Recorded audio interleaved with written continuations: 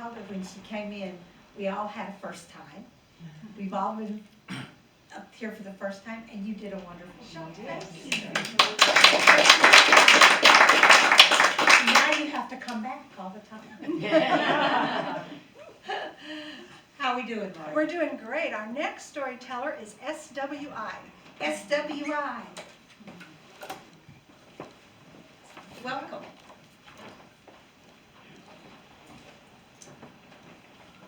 For those of you who have never met me before, S.W.I. stands for Spoken Word Illusions. Keyword illusions. And more, it used to be that I would address myself as spoken word illusions, but people kept saying illusionist, or, and I'm like, no, it's illusions. And finally I just said, screw this. Just say S.W.I. Everybody understands S.W.I. So, anyway. And so what I normally do is I go and tell first what I call illusions, because it sounds like poetry, but it's not, because it's not free verse, it's not odes. So what do you call it? I call it illusions. But this time around, I didn't feel like doing no poetry. It just felt like telling a story. After all, this is a storytelling venue. And what I want to tell a story about is the God that I worship. Why do I worship him? Simply put, he kept me alive. What am I talking about? Well, let's go back to, I don't know, just a hair shy of 3 years old. I was living in an apartment building on the basement floor, and I decided to go and get curious, you know. I walk and I see this elevator. Goes up about 3 or 4 stories or thereabouts. I open the door, no problem. Walk in, and all of a sudden, with the door still open, with the gate still open, the car starts going up. And 3 years old and don't exactly have my balance completely there, so what do? Car goes up, I roll down, and roll, and go out of the car, except not quite. What happened was that I got wedged between the floor of the car and the lintel of the doorway. Door still wide open, gate still wide open. The beauty thing about it all was I don't even remember being crushed. All I remember was that there was this cast that was on my arm. They told my parents that I would never be able to use my right arm again. Well, they were wrong.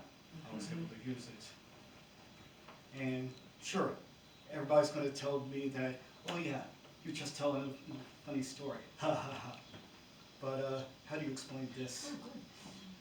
I mean, this here is a muscle, and what happened was that the sleeve in the arm, which protects the muscle, got slit open. And so that muscle actually pulls out. Does it hurt me? No. It doesn't hurt at all. But that was one way that the God that I worship, who Jesus called my God, as in when he was on the cross, he would go, my God, why have thou forsaken me? So jump ahead 12 years or thereabouts. I'm pedaling after school. I think I was on my way to play some football with some friends. All of a sudden I closed my eyes for what seemed like a split second. Next thing I know, instead of riding a bicycle, I'm laying on my back in a not so bright room. I hear my mom's like going, Eric? And I'm, yeah. Where am I? You're in a hospital. Oh, yeah. What am I doing at a hospital? you got hit. I'm like, what?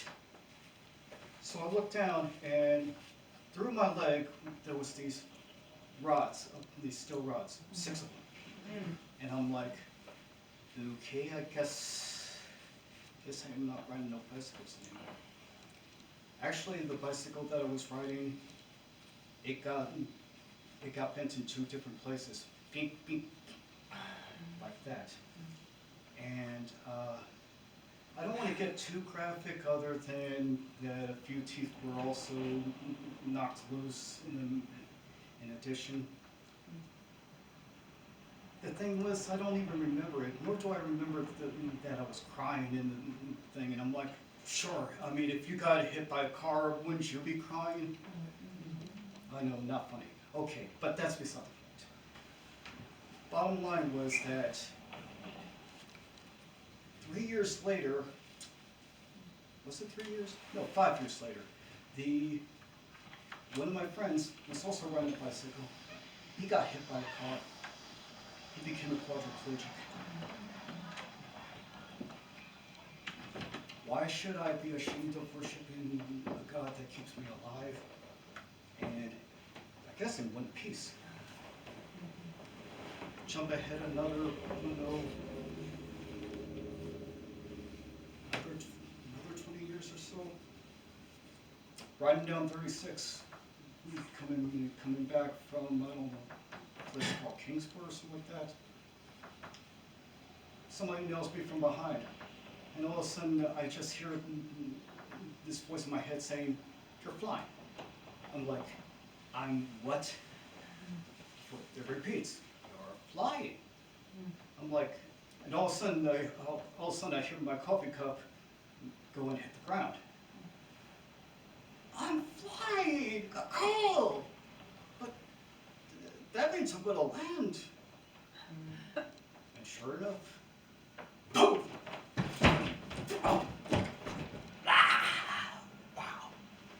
I wound up not being able to do too much with this leg, my left leg, for at least a good 3 weeks. Like 3 weeks later, it was still in pain. Finally, I went to the place I was going to church, and somebody prayed over it, and the pain eventually went away. Like, I don't know, a day or 2 later, but still, it's like, you tell me there's no God. You tell me that the God that you worship is better than the God that I worship. All I can tell you is that right now, I'm still breathing. I'm still alive. And there's nothing anybody can tell me otherwise. Understand what I'm saying? I can tell you about falling off of ladders, falling off of roofs, hitting my head on the way down, hitting on a desk, hitting my head on the side of a ladder as I kept going down, falling out of trees. Not to mention how many other times that I didn't exactly go flying, but still got struck on the road. I mean, a few little car crashes, one which took my car out, and I'm still having to pay because the folks over at Bright Ridge don't like the idea of having to replace a light bulb. Something to the tune of, I don't know, $5,000. I'm still working on that, but that's beside the point. The point is, there's a God that's up in heaven, and He keeps me alive for whatever reasons. I guess He's telling me my job's not finished around here, and that maybe I need to do something. Anyway, thank you for hearing me out, and for y'all on YouTube, see you next video. Thank you very much.